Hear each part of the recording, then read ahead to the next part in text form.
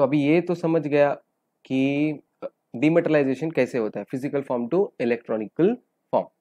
तो let's move to the next concept. तो next concept है अपना कि in case of IPO, initial public offer जब भी होता है तब कैसा, सर इनिशियल पब्लिक ऑफर के टाइम पे क्या प्रोसीजर फॉलो की जाती है? तो लिसन, सुनो क्या है प्रोसीजर जब आईपीओ करते हैं। तो सबसे पहले क्या होता है, कंपनी प्रोस्पेक्टस इशू कर देती है। ओके, कंपनी प्रोस्पेक्टस इशू करने के बाद, oh wait a minute, company prospectus issue कर देती है।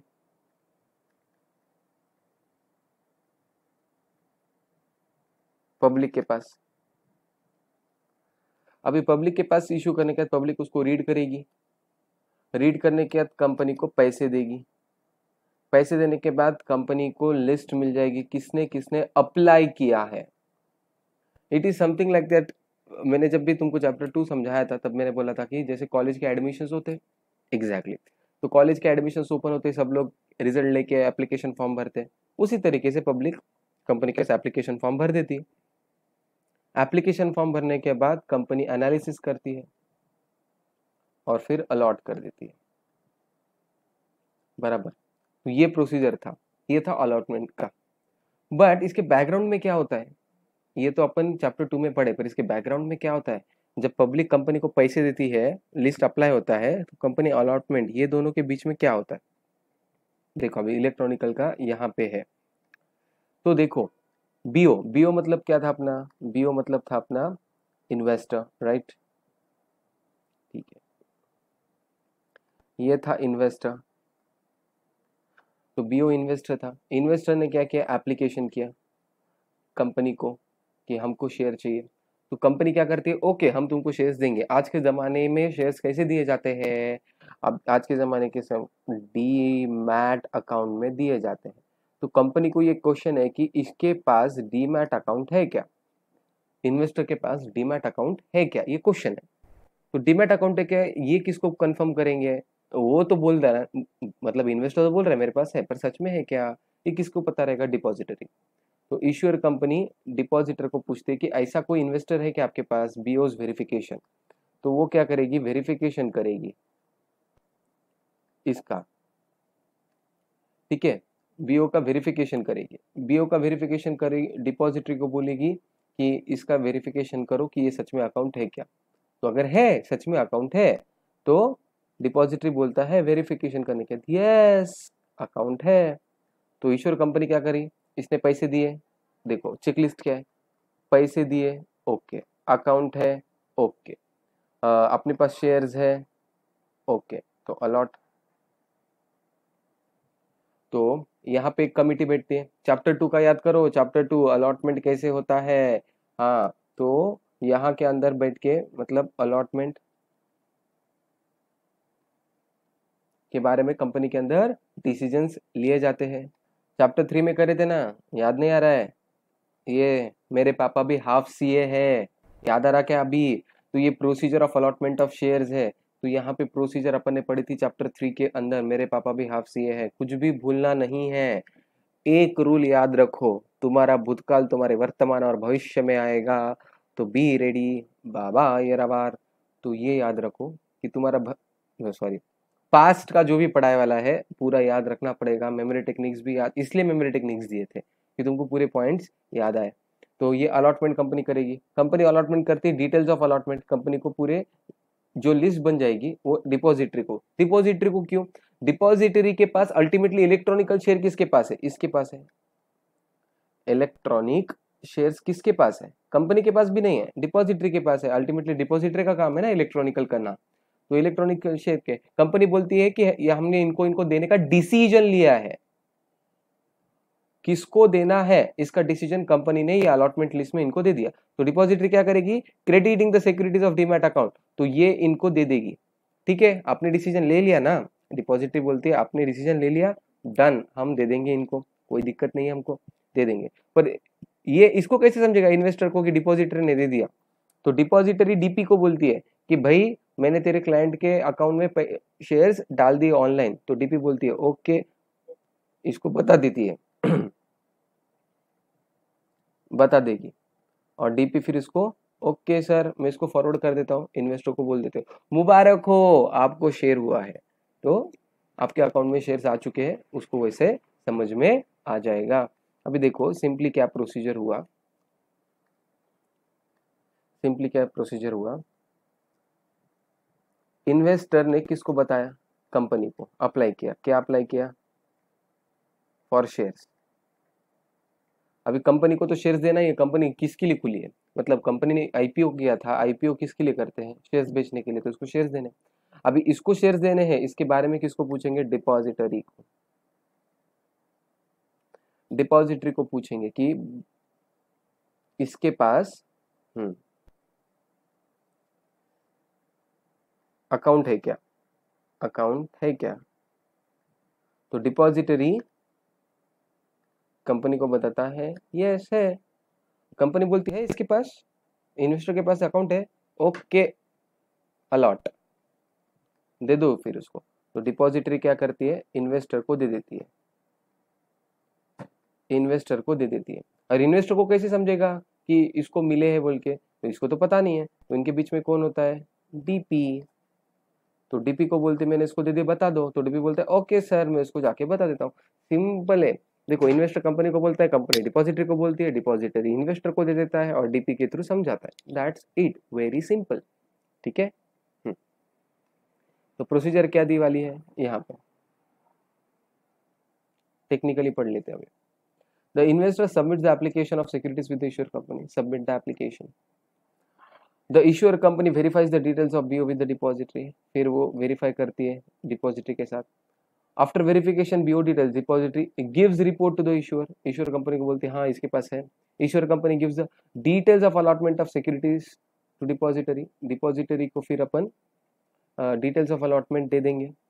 The depository credits the account of the BO, credit the account of the BO, depository intimates the DP about the crediting BO's account, intimate कर देगी DP को कि BO के account के, मतलब उसको बोल दो कि हमने दे दिया है, DP issues a statement of account to the BO, फिर उसको वो अकाउंट डिटेल्स मिल जाते हैं। Okay, let's move the other concept. फिर आता है transfer of securities under depository system, depository system के अंदर ट्रांसफर कैसे होता है। Okay, in case of sale of shares, तो सेल करने के दो तरीके, कौन से दो है, off the market and on the market. Off the market मतलब क्या होता है कि मुझे किसी को इन्वॉल्व नहीं करना, मैं डिसाइड करूंगा कि मुझे किसे बेचना है, that is the first question. यहाँ पे तुमको टेक्स्ट बुक पढ़ने के बाद नहीं समझेगा, यहाँ पे तुमको लिख के लेना पड़ेगा। ऑफ द मार्केट ट्रेड मतलब होता है मैंने किसको बेचा शेयर्स, किसको बेचना शेयर्स, सॉरी बेचना होना चाहिए,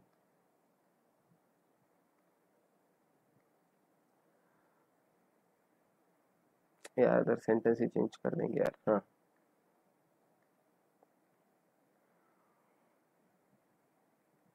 किसको बेचना है shares,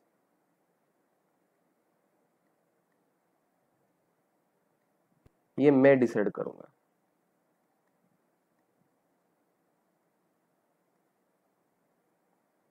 that is owner, owner decide करता है कि मुझे किसको बेचना है। ठीक है, किस भाव में बेचना है, रेट, पैसे, हाँ पैसों के बारे में, पैसों के बारे में सिर्फ मुझे पता है, सिर्फ मुझे पता है। ठीक है, डिपॉजिटरी को कोई लेन देन नहीं है, ये चीज समझो पहले। सपोज मुझे मेरे शेयर्स है ना मेरे भैया को देने हैं, मेरे जीजू को देने हैं, या मेरे रिलेटिव को देने हैं, मेरे फ्रेंड को देने हैं, किसको देना है ये मैं डिसाइड करूंगा, उसको बोलते of the market trade. Okay, अभी ये ऑफ द मार्केट ट्रेड, ये तुमको अगर समझना है एग्जैक्टली, अगर बैंक से कभी चेक, चेक से पेमेंट करे क्या, it is similar to payment by check.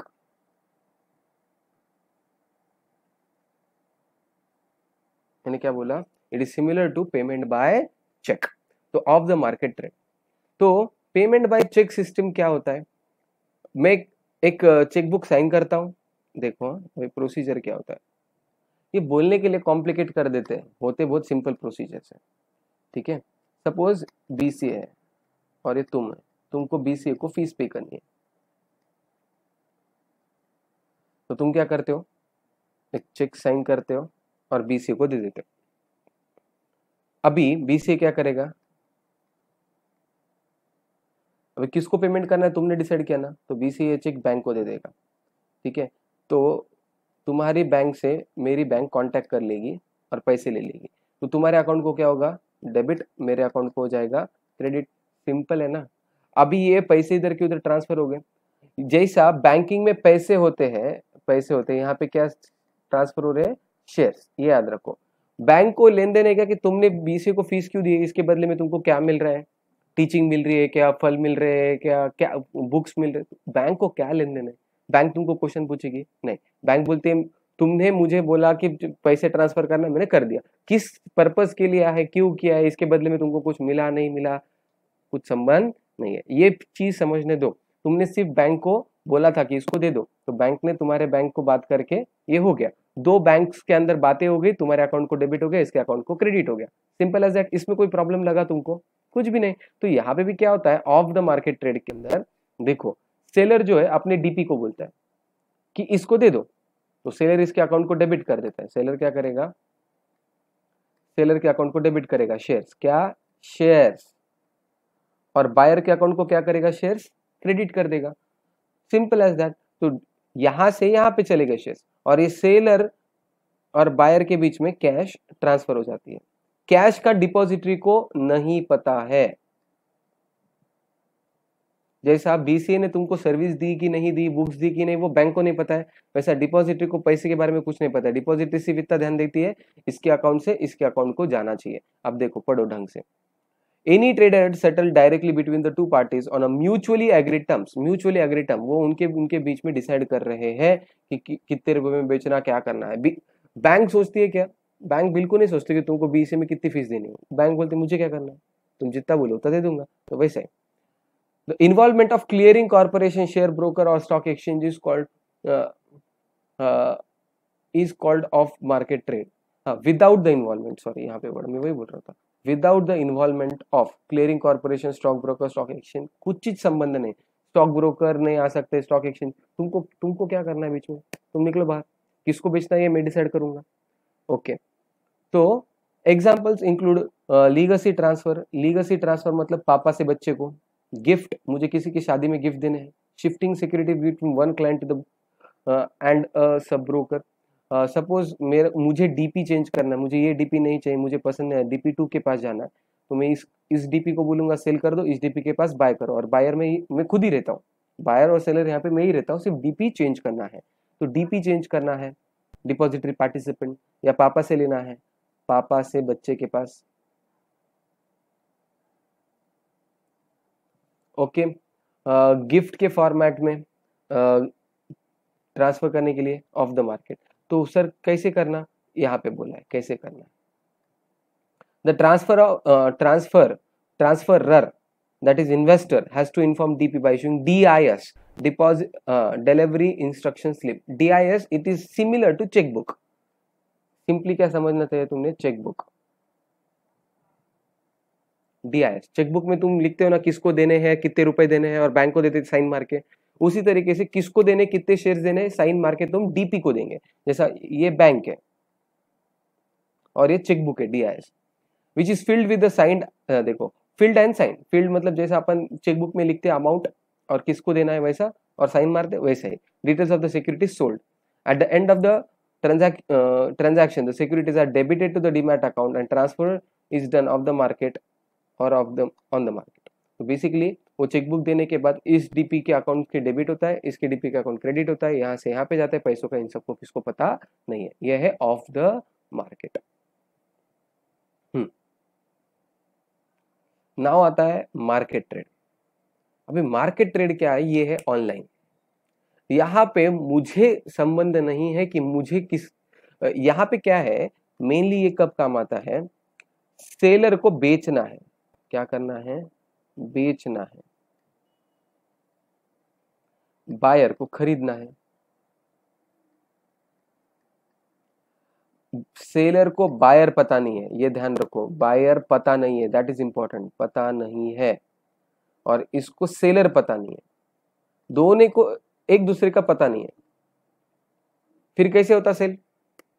हाँ अभी सुनो, तो ये सेल कैसा होता है, तो सेलर अपने डीपी को बोलता है कि मुझे इतने रुपए में बेचने हैं। याद है कि ये चैप्टर जब चालू हुआ तो मैंने बोला था फेसबुक फ्रेंड रिक्वेस्ट, यहाँ पे सेंड, यहाँ पे बाय, तो मैंने क्या बोला था, इंटरनेट स्पेस में जाता है। याद रखो वो डिस्कशन, वापिस से शॉर्ट में बताता हूँ। क्या होता है, तुम बोलते हो इंटरनेट पे ना बोलते हो, सेलर क्या बोलता है, मुझे रिलायंस के शेयर बेचने, कितने में बेचने हैं, 1400 रुपए में, कितने शेयर, 1000, सपोज 100 शेयर। तो ये बोलता है 1400 रुपए में 100 शेयर ले लो, 1400 रुपए में 100 शेयर ले लो। ये इंटरनेट में होता है, ये सब तुमको नहीं पता है। क्या है इंटरनेट में टाइमिंग क्या है, 9:15 से 3:30 बजे तक शेयर मार्केट चालू होता है। तो उसमें क्या करते हैं, सेलर बोलते हैं 1400 रुपए में 100 शेयर ले लो रिलायंस के, और वो बैठ जाता है। और कोई ना कोई तो इंडिया लेवल में, कोई ना कोई तो इंडिया में इसको किसको ना किसी को तो 100 शेयर खरीदने रहेंगे रिलायंस के 1400 में। तो वो बोलता है कोई बेच रहा है क्या 1400 में 100 रुपए के शेयर, ये रिक्वेस्ट एक में को 1400 बाय 1400 सेल, 1400 बाय 1400 बेल। तो ये इन दोनों का भरत मिलाप होता है इंटरनेट पे। इंटरनेट पे ये जैसे रिक्वेस्ट मैच होगी, जैसे रिक्वेस्ट मैच होगी, इसके अकाउंट से वो शेयर्स निकल आते, इसके अकाउंट में चले जाते, इसके अकाउंट से कैश निकल आती है, इसके अकाउंट में चले जाती है, खत्म हो गया, इसको शेयर्स मिल गए, इसको पैसा मिल गया, काम खत्म। किसको बेचा क्या संबंध, दैट इज मोर इंपॉर्टेंट। किसको बेचा क्या संबंध, इसको पैसों से मतलब, इसको शेयर से मतलब। हाँ, तो ये ही सिस्टम यहीं पे होता है, ठीक है। तो वो सेलर बोल देता है डीपी को मुझे इतने रुपए में बेचना है, सेलर बोल देता है डीपी को कि मुझे इतने रुपए में बेचता है, तो ब्रोकर बोलता है ओके, ब्रोकर को ट्रांसफर के क्लियरिंग हाउस, ये जो क्लियरिंग हाउस है ना वो इंटरनेट स्पेस है, मैं जो बोल रहा था। Clearing house is like that internet space जहां पे इनका भरत मिलाप हो रहा है। ये बोलते हैं कि हाँ मुझे शेयर्स बेचना है, ये बोलता है कि मुझे मतलब शेयर्स चाहिए। तो इन दोनों के कैश ट्रांजैक्शंस और शेयर का ट्रांजैक्शन ये क्लियरिंग हाउस डिसाइड करता है। तो क्लियरिंग हाउस क्या करता है, इससे शेयर लेता है, इसको देता है, और फिर इससे क्या करता है, बायर से कैश लेता है और इसको देता है। पर यहाँ पे देखो कैश का भी समझ में आ रहा है क्या, यस, यहाँ पे कैश ऊपर में जो अपन देखे थे वहां पे कैश सीक्रेट था, यहाँ पे कैश का ट्रांजैक्शन इसको पता है डिपॉजिटरी को कि कैश मिली कि नहीं, क्योंकि सेलर चिल्लाएगा ना मुझे तो बायर पता ही नहीं है कौन है, कैश आई कि नहीं, तो किस कौन रिस्पॉन्सिबल है। तो क्लियरिंग हाउस बोलता है तू क्यों टेंशन ले रहे है, मैं हूं ना, तेरे शेयर्स मैंने लिए, इसको दिए, तो उससे कैश लूंगा, उसको तुझे दूंगा। तो कैश का सिक्योरिटी का टेंशन नहीं है, कैश वसूल करने का काम भी इनका ही है। कैश जब तक कैश नहीं मिलेगी तब तक वो उनको शेयर्स भी नहीं देंगे, और जैसे कैश मिल गई शेयर्स दे देंगे। हाँ, पर ये सब फटाफट होता है क्या, हाँ भरत मिलाप लगे सेकंड में होता है, पर ये जो कैश लेना देना ये सब कुछ करने के लिए जाते हैं T+2 days, T+2 transaction +2 days. Transaction आज की तारीख में ट्रांजैक्शन हुआ, मुझे कैश तो आज आ जाती है, पर मेरे अकाउंट से शेयर निकलना, उधर जाना, उसके अकाउंट में जाना, इस सबको 2 दिन लगते हैं। ठीक है, समझ में आया। तो मार्केट ट्रेड प्रोसीजर पढ़ लेंगे अपन। ये मार्केट ट्रेड मतलब ये नॉर्मल जो तुम बोलते हैं ना मोबाइल में कैसा होता है, ये एग्जैक्टली मोबाइल में ऐसा होता है। ऑनलाइन जब बोलते हैं लोग कि कंप्यूटर पे हमने शेयर्स बाय किए सेल करे, तो इस तरीके से बाइंग एंड सेलिंग होती है। तो प्रोसीजर देखो, transferor gives the delivery instruction to his DP. तो डीपी को बोलता है कि भाई मुझे 1400 रुपए में 100 शेयर बेचने। तो securities move from transferor's account to the transferor's broker account. तो वो बोलता तुझे बेचने है ना, ठीक है, तेरे शेयर्स निकाल के हम ले रहे थे, एक सेफ अकाउंट में चले गए broker. Securities then transferred from broker's account to the clearing house. तो क्लियरिंग हाउस में रेडी हो जाते हैं, शेयर्स रेडी है बेचने के लिए गर्मा गर्म 1400 रुपए में। तो stock exchange as per the delivery instructions बेचने के लिए रेडी है। ऑन अ पे आउट डे, जैसे ही पैसे मिल गए pay out day, securities move from clearing house account to the brokers of the buyer's account. तो ये किधर चले गए, अभी बायर के पास। देखो कैसे कैसे हो गए, ट्रांसफरर मतलब ये सेलर, सेलर से किधर गए ब्रोकर, ब्रोकर से किधर गए क्लियरिंग हाउस, क्लियरिंग हाउस से ब्रोकर किसके पास, क्लियरिंग हाउस से account of broker of buyer, तो ये दूसरे ब्रोकर के पास, यहां से बायर के पास चले जाएंगे। After instructions and confirmation from depository, depository से जैसे समझ गए, हाँ हम डिपॉजिटरी क्या करती है, देखती है पैसे आ गए डन, शेयर्स आ गए डन, क्लियरिंग हाउस को पूछती है, दोनों तरफ दोनों पार्टी की तरफ से उनका काम हो गया क्या, शेयर पैसे आ गए, आ गए, instruction confirmation, securities move from buyers account, तो ये इधर चले जाते हैं। सेलर जैसे बेचने को निकालता है उसके ब्रोकर के पास जाते हैं और वो क्लियरिंग हाउस में रेडी रखता है। जैसे ही बायर बोलता है कि हाँ मुझे खरीदने, तो वो पैसे ब्रोकर के पास भेजता है, ब्रोकर क्लियरिंग हाउस में पैसे भेजेगा, तो पैसे और ये डिपॉजिटरी चेक करता है। तो ये कौन चेक करेगा, डिपॉजिटरी, डिपॉजिटरी चेक करेगा, शेयर्स और पैसे आ गए, डन, इधर पैसे भेज दो, इधर शेयर भेज दो, हो गया। क्लियर फंडा? ओके। शांति से आराम से तीनों प्रोसीजर्स पढ़ो, तीनों चारों प्रोसीजर्स। पहले तो था इलेक्ट्रॉनिक टू डिपॉजिटरी, दूसरा था ऑफ मार्केट। ऑफ मार्केट तो बहुत इजी है, जैसे अपन चेकबुक से पेमेंट करते हैं, शेयर्स दे दिए, उनके अकाउंट में चले गए, मेरे अकाउंट से निकल गए, पैसे में मेरा देख लूंगा। यहाँ पे पैसों की भी रिस्पॉन्सिबिलिटी एंड शेयर की भी रिस्पॉन्सिबिलिटी किसके पास है? हाँ, डिपॉजिटरी के पास है। Very good. In case of purchase shares, in case of purchase of shares, purchase of shares के केस में क्या? Client that is transferee sends the intimation to the DP giving details of security bought. हाँ, तो client that is transferee send the intimation to DP, तो वो DP को बोलता है कि भाई मैंने क्या क्या परचेस किया, मुझे सब कुछ चाहिए। तो depository after due process inform the DP to transfer oblique credit the securities in the name of transferee. तो डिपॉजिटरी सब कुछ चेकिंग करने के बाद, देखो मैंने ऊपर बोला था ना कैश वगैरह आ गए, सब चेकिंग होने के बाद डीपी को बोल देता है कि इसके नाम पे इतने इतने शेयर खरीद लिए हैं, उसको बता दो। तो DP makes the book entries in the amount account of investors to record all the sales of purchase of securities. तो डीपी ये लेखा जोखा रखता है, डिपॉजिटरी कुछ भी नहीं करता है, डीपी इसका लेखा जोखा रखता है। हाँ, इसके अकाउंट से इतने शेयर्स गए, इसके अकाउंट में इतने शेयर्स आए, शेयर्स आए, शेयर्स गए, इसका लेखा जोखा किसके पास है? डीपी। और डीपी तुमको ये कॉन्ट्रैक्ट नोट, जैसा पासबुक होता है, क्या होता है? पासबुक, वैसा ही डीपी तुमको क्या देगा? कॉन्ट्रैक्ट नोट देगा। कॉन्ट्रैक्ट नोट में सब होता है कि तुमने आज की तारीख में कितने शेयर्स खरीदे, कितने शेयर्स बेचे, जैसा पासबुक। तो पासबुक के जैसा ये एग्जैक्टली। और ये कौन मेंटेन करता है? पासबुक कौन मेंटेन करता था? बैंक। तो यहाँ पे कौन मेंटेन करेगा? डीपी। एग्जैक्टली जैसे बैंक काम करते वैसे ही शेयर मार्केट काम करता है, अलग कुछ भी नहीं है शेयर मार्केट में, समझा? Okay, next, depository in India. तो जैसा आरबीआई है, बैंकों की बैंक, महाबैंक, बैंकों की पप्पा कौन है? बैंकों की पप्पा आरबीआई। तो ये इनके पप्पा कौन है? एनएसडीएल, सीडीएसएल, दो पप्पा। तो national security depository limited and central depository services limited. तो इनके बारे में थोड़ा पढ़ लेंगे। NSDL, it is the first and the largest depository in India, established in November 1996। तो ये सबसे बड़ी डिपॉजिटरी है आज तक की, फर्स्ट एंड लार्जेस्ट, ठीक है। प्रमोटेड बाय, किसने इसको बनाया? प्रमोटर, फाउंडर मेंबर कौन है इसके? प्रमोटर्स कौन कौन है?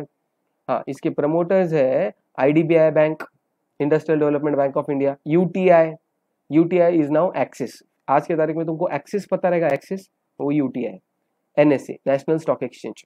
तो बीएससी को टक्कर देने के लिए गवर्नमेंट ने एनएससी लाया था। पहले सिर्फ इंडिया में सबसे बड़ा फेमस मार्केट था बॉम्बे स्टॉक एक्सचेंज, उसको टक्कर देने के लिए कौन आया? एनएसई। चैप्टर नंबर 12 में अपन पूरा पढ़ेंगे बीएससी एनएससी के बारे में, पूरी जन्म कुंडली खोलेंगे। तो फिलहाल बॉम्बे स्टॉक एक्सचेंज के टक्कर में एनएससी। तो एनएससी बोलता है मैं ऑनलाइन हूं, तब बॉम्बे स्टॉक एक्सचेंज ऑफलाइन था, याद रखो, तब बॉम्बे ऑफलाइन था, ऑनलाइन सबसे पहले आया एनएससी। तो एनएससी बोला तू ऑफलाइन है बे, तू चुप, मैं तेरे से बेहतर शेयर मार्केट खेल के बताऊंगा। तो एनएससी आया, एनएससी ने बोला ऑनलाइन, तो उसने ऑनलाइन के लिए, इसके लिए खुद को कोई ना कोई तो चाहिए था जो उसको शेयर्स ऑनलाइन करके दे। तो एनएससी ने किसको लाया? एनएसडीएल को लाया, नेशनल सिक्योरिटीज डिपॉजिटरी लिमिटेड। अभी ये तुमको बताने की जरूरत नहीं है, देखो एनएससी ने अगर एनएसडीएल को लाया तो सीडीएसएल को कौन लाया रहेगा? सही जवाब BSc, Bombay stock exchange. BSc और एनएससी दोनों राइवलर है, झगड़े, सेम बिजनेस के दो महारथी है। एनएससी गवर्नमेंट की तरफ से आया और बीएससी प्राइवेट का है। तो एनएससी ने एनएसडीएल लाया, तो बीएससी बोलता तू एनएसडीएल लाया, मैं सीडीएसएल लाता हूँ, तू बड़ा है तो मैं भी बड़ा हूँ। तो NSDL has headquarters in Mumbai, तो ये मुंबई के अंदर इसका हेडक्वार्टर्स है। NSDL is a public limited company registered under the Companies Act. NSDL is a public limited company. NSDL एक public limited company है, obviously इनको कंपनी के फॉर्मेट में आना पड़ेगा। NSDL provide the various services to the investor and other players of capital market like stock exchange, bank issuers, clearing members। तो ऐसे कुछ कुछ सर्विसेज देता है। फिलहाल तुमको इतना समझ लो कि ये सब शेयर मार्केट की रिलेटेड सर्विसेज देगा। It renders the services like account maintenance, dematerialisation and rematerialisation. Dematerialisation मतलब फिजिकल टू इलेक्ट्रॉनिक और रीमटेरियलाइजेशन मतलब electronic to physical.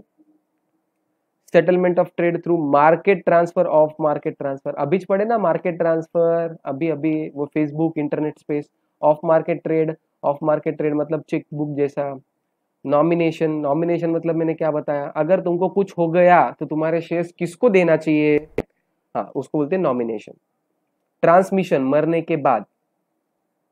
of non-cash corporate actions, dividend distributions, facility of freezing or locking of investors account, investors grievances etc, बहुत सारे काम करता है। Freezing और locking account मतलब अगर एक आधा इन्वेस्टर ने कुछ चोट्टेगिरी की है, इलीगल काम किया है, गवर्नमेंट को गंडाया है, कुछ भी कहाँ पे भी कुछ भी किया है, बैंक के पैसे डुबाए हैं, तो एनएसडीएल सीडीएसओ को फोन करके बोलना ये इन्वेस्टर चोट्टा है।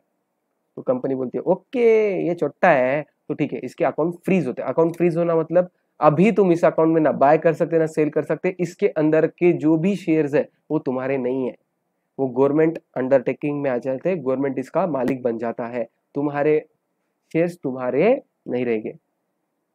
Investor grievances, what do the word grievance, grievance school में होती रहेंगी ना ग्रीवेंस मीटिंग, हाँ टीचर्स पेरेंट्स मीटिंग, क्या होता है ग्रीवेंसेस, टीचर बच्चों के और पेरेंट्स अपने बच्चों के टीचर को, तो ये ग्रीवेंस मतलब होती है कंप्लेन, ठीक है। कंप्लेंट्स, इन्वेस्टर को कुछ भी कंप्लेन रही कि सर T+2 सेटलमेंट बोले आप 2 दिन में शेयर्स आने चाहिए, तो 2 दिन की जगह 4 दिन में आ रहे, तो किसको कंप्लेन करना, तो इनको कंप्लेंट करो।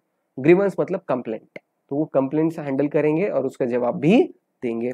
सीडीएसएल, ऊपर ही इंटीमेशन दे दिया, सीडीएसएल होशियार है तो बोलो। CDSL began its operation in February 1999। देखो उसके बाद आया, मैंने बोला ना बीएससी ऑफलाइन था, बीएससी ऑफलाइन था पर पहले मार्केट लीडर था ऑफलाइन था, इसको टक्कर देने के लिए एनएससी ऑनलाइन आया, तो इसके बाद बीएससी बोला ठीक है तू ऑनलाइन आया ना मैं भी आऊंगा, तो February 1999 में सीडीएसएल आया। It was promoted by Bombay stock exchange, आ गया क्या उसका दुश्मन, jointly with cellular with the banks, तो बैंक्स और बीएससी ने मिलकर ओपन करे। It has headquarters in Mumbai, दोनों के दोनों बादशाहों मुंबई में है। CDSL has a wide DP network and offers demat services similar as NSDL across India। तो जैसा NSDL है वैसा ही CDSL है, सिर्फ दोनों में फर्क क्या है, CDSL मुंबई का है, बॉम्बे स्टॉक एक्सचेंज का है, CDSL नेशनल स्टॉक एक्सचेंज का है। Both of this institutions have played the tremendous role in success of depository system in India. इन दोनों की वजह से इंडियन स्टॉक मार्केट ऑनलाइन हुआ। तो अगेन डिस्टिंग्विश बिटवीन डीमैटेरियलाइजेशन एंड रीमैटेरियलाइजेशन पढ़ लो। That's it about this chapter। Okay next session के अंदर मैं इसके आंसर्स दे रहा हूँ, इसी चैप्टर के आंसर्स दे रहा हूँ, प्लीज प्लीज खुद से पढ़ो तभी वो लेक्चर ओपन करना, उसके सिवाय वो लेक्चर प्लीज ओपन मत करो।